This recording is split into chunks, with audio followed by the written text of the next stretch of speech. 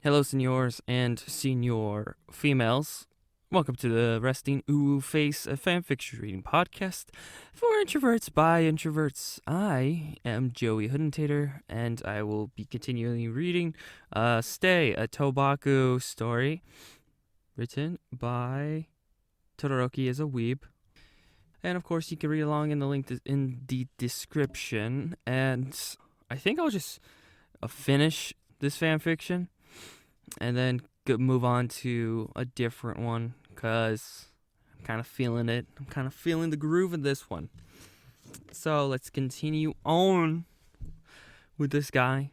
Todoroki POV. I need to get into character. Midoriya.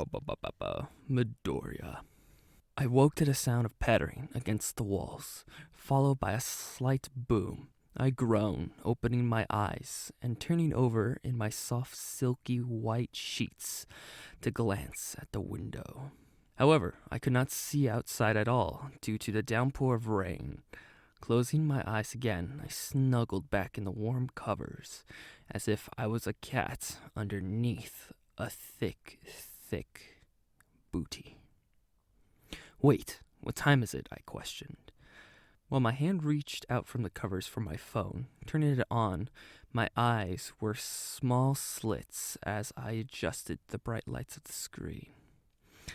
Mostly because I am an Asian boy in Japan, where everything is widescreen. Why the fuck are there so many messages? I mumbled tiredly. Most were from Kirishima asking about, oh my god! Adios mio. The hardest part about reading this fanfiction is they write where. I guess they write where instead of were. But they also do write where for where. So it's just hard to distinguish it sometimes. I sat bolt upright, feeling a slight heat rise to my face. I was definitely awake now. How was I even going to get through today? I am almost definitely going to run into him, and I have no clue what to say. I ruffled my messy candy cane-like hair while trying to figure out a plan. It was already 12. Damn, I never sleep in this much. I wonder why my alarm didn't go off. I put my phone down, vowing not to have even touched it, and have to face this embarrassing situation. Hopping sloppily out of bed, I began my morning routine of changing into my new clothes, brushing my teeth, combing my hair, and putting on my makeup. Choosing the comfortable option, I slipped on my gray sweatpants and black tank top.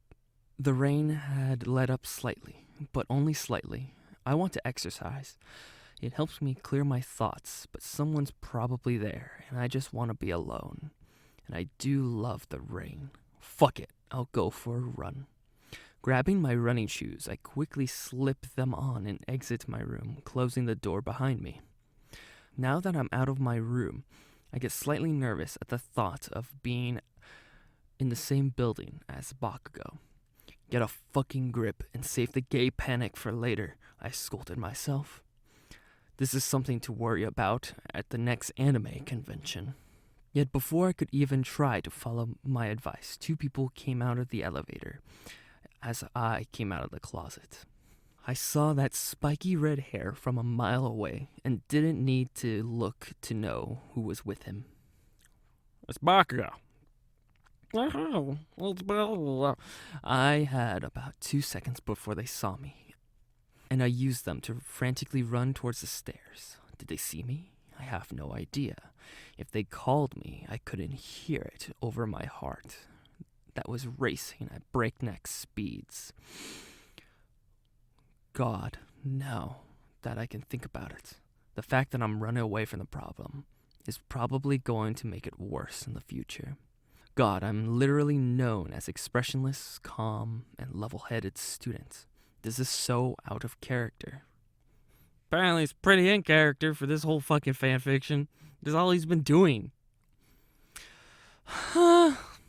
Sighing heavily. That was a sigh. I didn't even mean to add that in.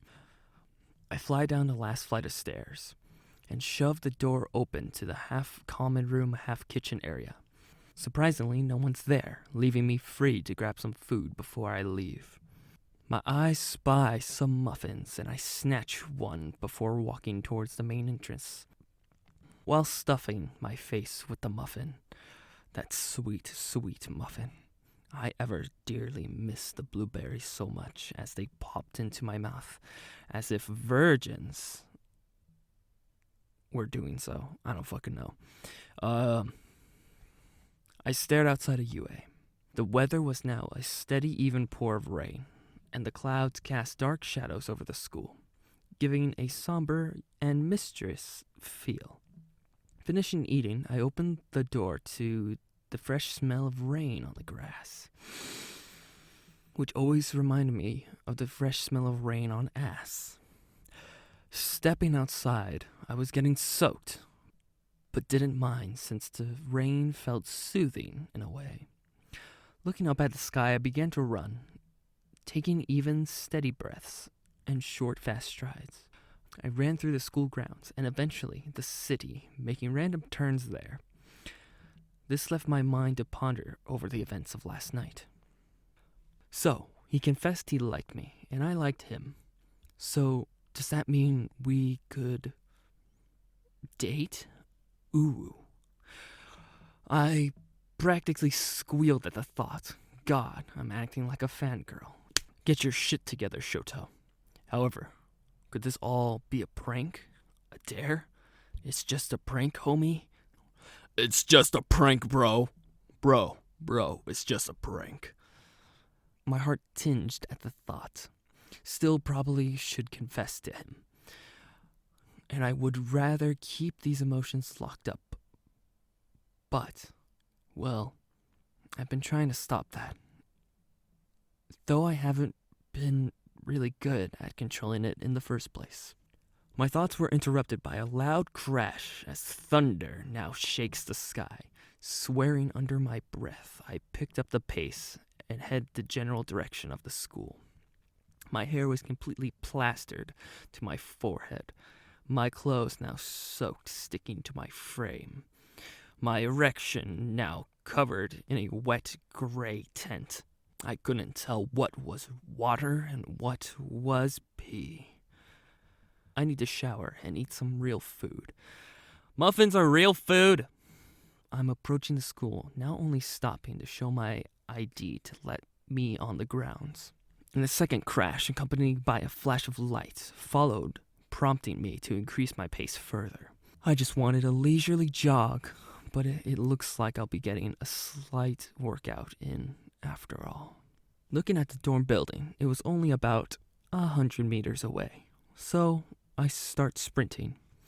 Yet something doesn't feel right. No, it doesn't. I just feel right. Something's definitely wrong. I don't know what, but my instincts are telling me to act now. I don't know what changed, but there's a feeling in the air that set my whole body on edge. The hairs on my arms raised, and I realized what was about to happen. I dropped, bringing my hand up to create a wall of ice in an attempt to shield myself from what coming. That's when time seemed to slow down. In a split second, so many things happened. I saw a rod of electricity moving so fast, I thought I wouldn't make it. In that second, I thought I would die. What a stupid way to go. Anticipating the worst, I looked away. Closing my eyes, I got a text message.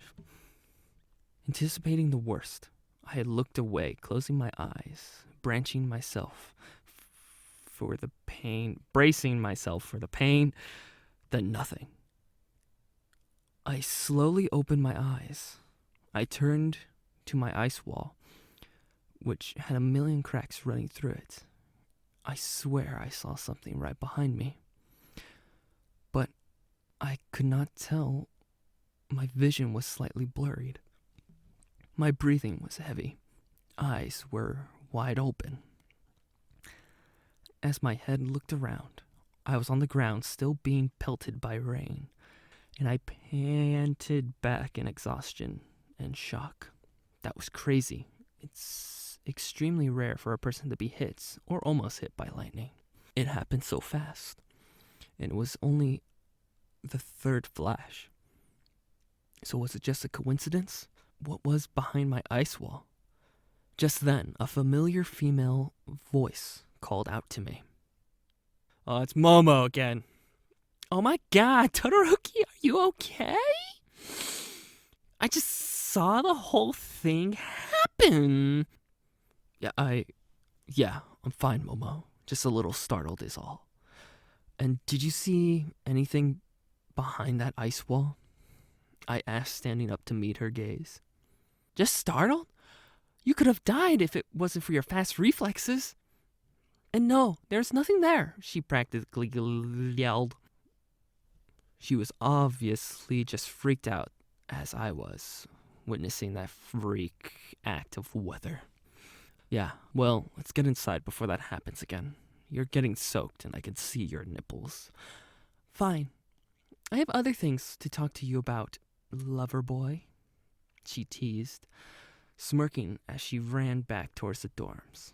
I blushed, letting out a frustrated sigh before following her into the building.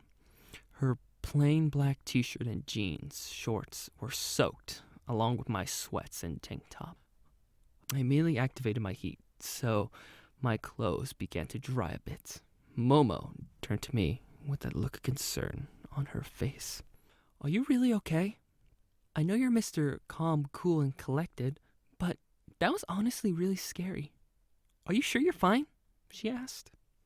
I kind of sound like Deku, but I'm half-assing this. Yes, I'm fine. I lived, and there's no way that will happen again. What's done is done, I sighed. I mean, a normal person would probably still be freaking out, but I wasn't exactly a normal person. I was a swag-ass boss with a huge dick. I was still freaked out slightly, but being a rising hero, I had seen crazier things. Plus, I'm a pro at hiding emotions. Are you though? Are you though? Well then, I guess we should address issue number 2, she teased with a slight smile on her face. Well, a pro at hiding most emotions. I actually lied. That was a traumatic experience, and I will never be the same again, I joked, not wanting to have this conversation, especially here and now. Todoroki, what happened in that closet? Come on, spill the tea, sis. She said that in a tone that can only be described as meme-like. Bringing my hand to my face to cover the embarrassment, I managed to whisper the truth. Well, he confessed to me and kissed me. I quickly blabbered out. Oh, that's so cute. You're flustered, she squealed. Shut up. How did you even figure out I liked him? Did someone tell you? I questioned, curious if Deku or Kirishima spilled the beans and needed to be stabbed repeatedly in both eyes. Todoroki, it was so obvious. When he was in the room or anywhere near you, the temperature around you rises quite significantly. And that's not the only thing that rises. Your massive slong just shoots up as if it was a lightsaber owned by an extremely horny Jedi. Not to mention, you tend to stare. The whole class knows, and Kirishima only confirmed it after he realized everyone knew already, she said while giggling at what must be the look of horror upon my face. My face was tomato red at this point, more like cherry red, virgin. My temperature rising at a very noticeable rate. Everyone in class. Well, damn, son, how'd you find this? I don't even have a closet to come out of, since it didn't even exist in the first place. Fuck. What the fuck? So everyone knows? Every time I was, looking in its general direction, I was being watched. I rambled, so absolutely done with today. The world is literally trying to kill me. The lightning didn't work, so now it's trying to kill me with embarrassment. and this method might just work. Haha, oh my god, you're such a disaster gay, Todoroki. He has been worried you hate him now, since you kinda ran off. Just confess and make out already. It's killing me. Kirishima told me he will literally force you to confess if you don't do it on your own. Now, I should probably change, as should you. Now go get your mans. She told me, walking off towards the elevator. I sighed as I walked in the direction of the dorm room's bathrooms, wondering how this would all play out. That is all for today, my pickle plums. I hope you liked it. If not, please don't tell me, for I am sensitive. If you did like it, please spread the word and love to the author. Again, the link to the fan fiction is down below. Thanks for listening, and this does count as social interaction for today, so good job. You don't have to see anyone else. And now we shall end the show on an ad read. Fuck, there's still no sponsors.